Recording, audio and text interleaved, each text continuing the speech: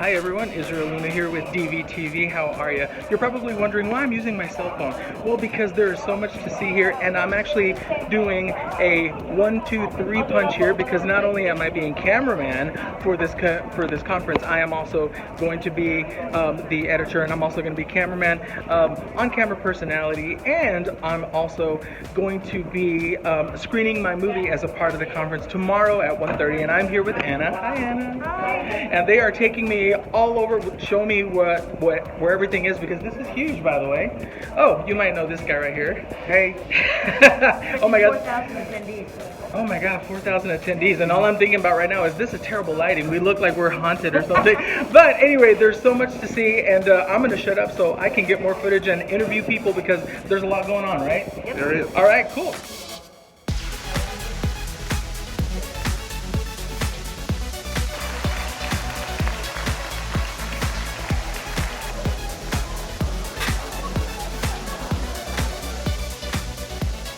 We are at the 32nd Annual Creating Change Conference. Since 1988, this has been the largest activist conference for LGBTQ folks in the country. 1988? Since 1988, Wow. yes, Okay. yes. We've been creating change for 32 years. We've made a lot of progress as an LGBTQ movement, including the fact that when the conference first started, we were just gay and lesbian. Now we're lesbian, gay, bisexual, transgender, and queer. So much of that change has been as a direct result of the skills and the experiences that folks have had at this conference, not to mention the connections that they've made. I noticed that they asked me about pronouns, Yes. and that's the first time I've ever been asked that. So I'm sure when people come here, it already feels very welcoming and Absolutely. inclusive. Yeah, so I mean that's part of creating change. That was a practice that was started at this conference, and now we're seeing that become more and more common. The hotel staff now is fully versed and confident around asking for pronouns and sharing their own pronouns. Our gender inclusive restrooms started at this conference. We now see other conferences using that as their standard. So the American Library Association, for example, now has gender-inclusive restrooms at their conference.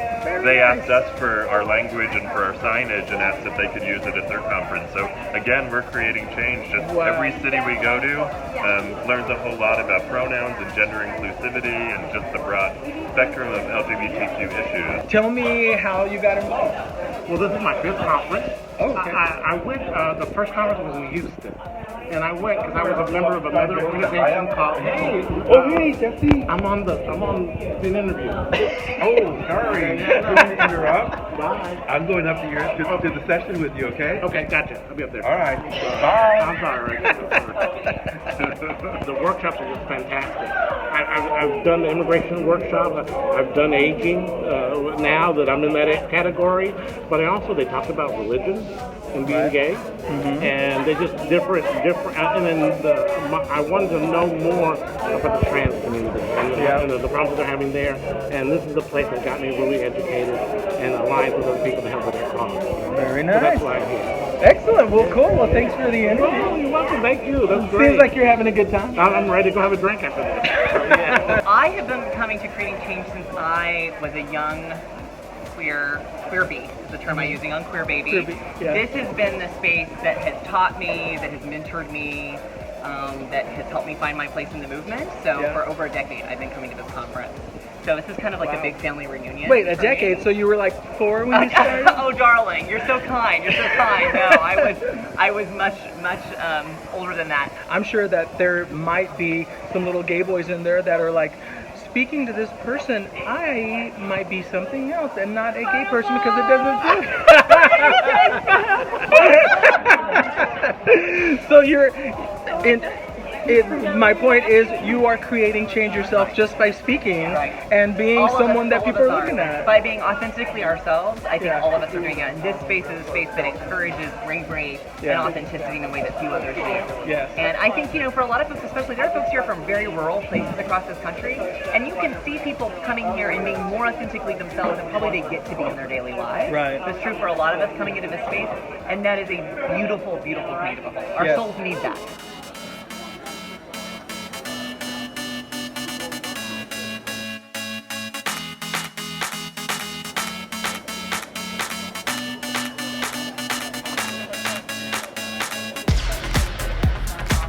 So I have a first timer who's here for the first time. She didn't want me to tell you. Are you you're not nervous? I'm so nervous. Okay, well, because she was about to tell me how this works. She was bringing me over, and I was like, I'm just going to run the camera. And she's like, no, but I've talked her into it. We have these. We're the only ones who have a rainbow foil. Oh. You get to put your logo or any information that you might want on here, including a picture of yourself if you want. You can have them custom made? Custom made. Oh my gosh.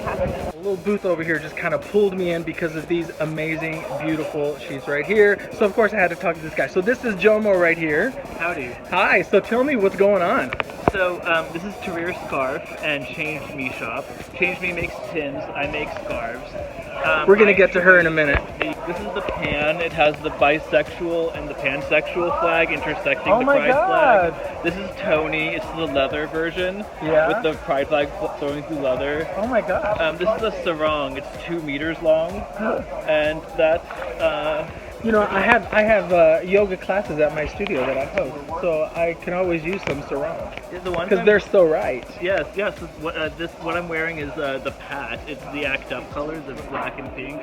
Oh, It's okay. from my first season, so it's kind of personal. I do a shop on Etsy called Changed Me, as in I didn't change my gender changed me. And as a trans woman growing up, I didn't have a lot of visibility role models or items out there that told me that I exist, that I was seen, things like that. And one of my goals in paying it forward to the next generation of queer youth was to change that, literally. So part of what I did is started designing and getting manufactured little pride pins to hand out, to give out, to sell to people who can offer something for it, to be able to say, hey, I'm a queer, I'm an ally, I'm something that I want the world to know, or that I stand up for something and I want the world to know. Yeah. And it was really beautiful and an opportunity. It actually really was begun in no small part here in Texas. And I had over 300 conversations about LGBTQ identity and inclusion right here in Texas. Yeah. Right after they were talking about where I could go to relieve myself, because I wanted to prove that as queer people, our concern is humans being, not humans being. Oh, I like that. So I'm loving this. I'm here in the expo area, and now I have this little sarong here, and then I have a new pin. It's pretty awesome. And as you can see, that I think I know this person.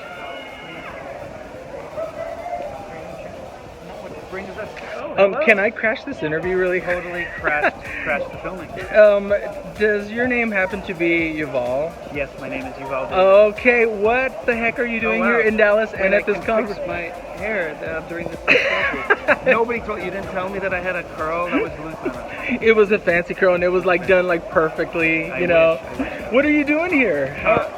Well, I've supported the National LGBTQ Task Force for over 20 years. Started when I was activated by the task force as a kid. But you look like 25. Did you start when you were 5? Don't stop. don't stop. That's all the compliments I get. Right. This is about advocates and activists, people who actually take themselves to a further place and support their communities by doing so. I produce about a dozen web series, documentaries, short films, feature films as a filmmaker, writer, director, actor. How do you have time to do all this? You know, I think the busy people are the ones who do the most amount of stuff. Yeah, that's true. So I create this content, but I also create content that has a social impact element. How can I create change through my art?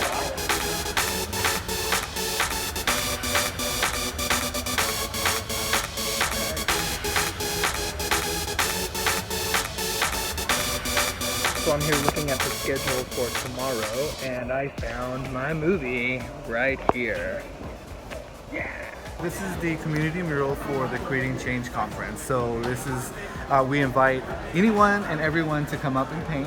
So if you notice, there's different people on there, just like the LGBTQI community. We all come from different backgrounds. We all have our own stories. We all have our own narrative. So we want to kind of, this mural kind of tells us that this is who we are as a community. And so it's just not like one person or one group. It's everyone. Or one color. Or one color, that's right. What, is there he's being prop guy and he's interrupting the interview. So I think the biggest challenge of being bi in LGBTQ plus space and in any space is invisibility. Is that we're here in large numbers, and people have no idea. And you know, for me, it's sad to hear that because you know you're in our own community as well, and I'm wondering why do you think that is? Why do you think there's that, I don't know, that challenge for you? I've thought about this for years. My theory, one of my theories is that we're very binary thinking people, and we tend to take anything and try to find a simple frame in which to put it. Because we don't understand it, so we throw it back on you. Yeah, the racial binary in the U.S. remains black and white, even though that has nothing to do with data, facts, or reality. Right. There's so many different identities, and yet we still create that simple binary, the gender binary, male, female, man, woman. Gotcha. We oversimplify a lot of things.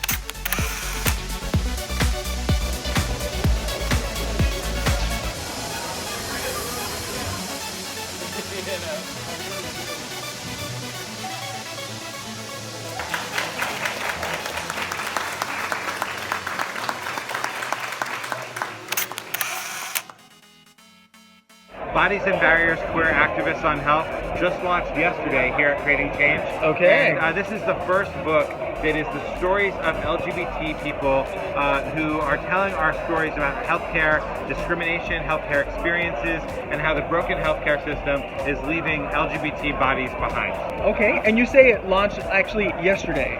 Yes, right here at Creating Change. Really? Yeah. So what made you want to release it here at Creating Change this weekend, here in Dallas? Well, Creating Change is the largest movement building opportunity for the LGBT community every year. And that's what this book is about. It's about building a movement for health equity, for queer people telling our stories, making sure that our healthcare professionals can hear the stories, and that hopefully these stories can lead to an improved healthcare system for all of us.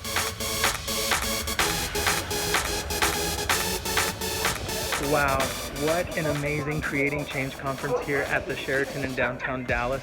I met so many really great people.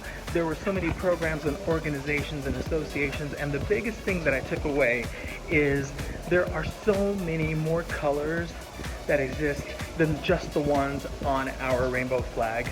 If you would like to know more about this conference, go to creatingchange.org and find out how you can get involved or just attend. It's really great. From the local scene to your digital screen, I'm Israel Luna with the Dallas Voice. Have a great day.